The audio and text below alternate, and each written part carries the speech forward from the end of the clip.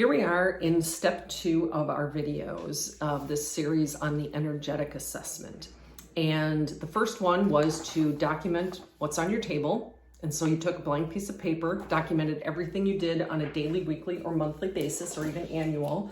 And it might end up looking, a little busy, as mine did. This was everything that's on my table. The second thing you did was to categorize them into relationships, physical, spiritual, work/vocation, personal growth, play, and other random stuff. So it would look kind of like that. You'd have different pages for each one. And then the first thing that we did was transfer all of those under the what column. Now we're going to explore the why.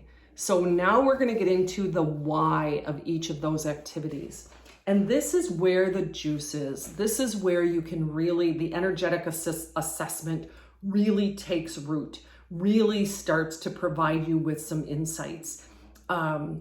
When I started this process, and let me share this first. When you go through the whys, I'm going to encourage you, before you write down the very first thing, and you might need a little extra space, but think about it and challenge yourself to think through what is referred to the 5 whys. The 5 whys from lean manufacturing talk about when you're doing root, and this is looking at root cause analysis of a problem, they look at, they don't take the first answer. Whatever, if they're trying to resolve an issue, let's say with a production line, and somebody says, well, why did this happen? Well, it's because the tape was hanging off of the package. Okay, the tape was hanging off. Well, why was that? Well, we had a new vendor supplying this new tape, and maybe you keep going and going and going. But I'm going to provide you with an example from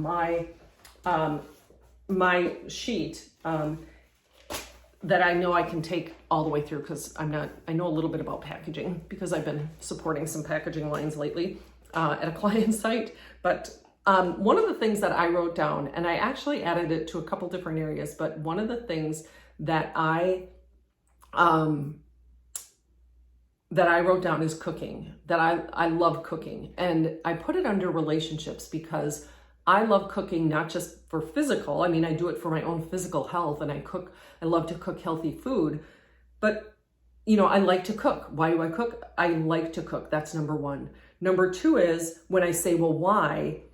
It's because I like really tasty food. I like things that have, a complex flavor palette.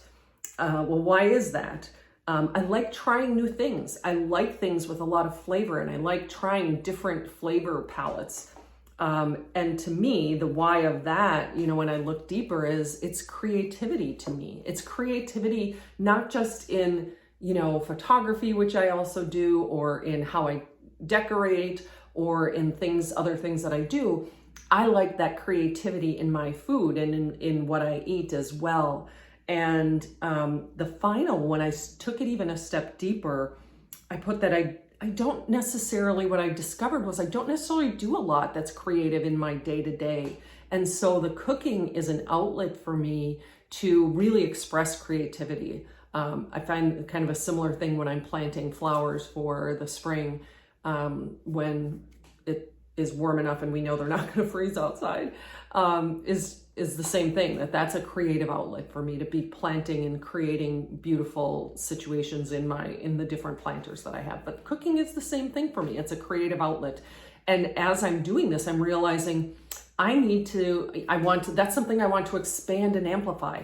So that's the beauty of this part of the exercise, is that when you transfer everything onto your sheet and you have your what column filled out, and you start to go through all of your whys, this is where you can start to look at and do the assessment of, where do I want to expand? For me, I might want to cook more, and it's made me realize I want to expand the creative outlets that, the things that I'm doing from a creative perspective more. So it helped me see something that I want to do more of. Another area where I showed that I wanted to expand is that under my spiritual practices, I have several different things, and it's not necessarily, I noticed that I don't have a routine or a practice that I'm necessarily doing every day.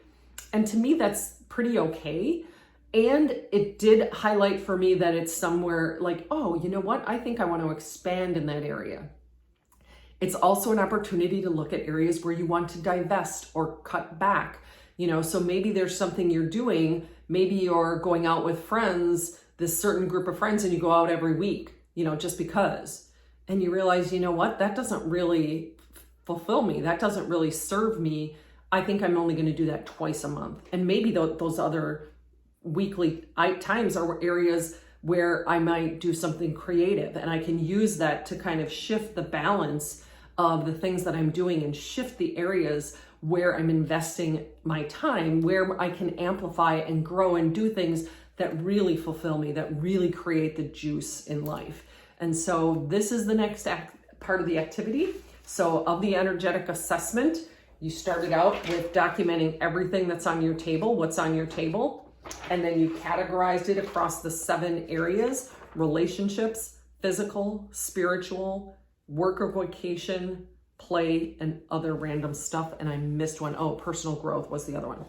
And so once you've categorized, once you took everything and put it in one of those categories, then now it's getting into the why. So I encourage you to really spend some time with this. If you want to just pick one area, do it one day, and then a couple days later pick another area and do that day, because this could take you a little bit of time to just really think through all of those levels of why. So I really encourage you to reach out if you have any questions, or I would love to hear the insights that you've found in your exploration of your energetic assessment.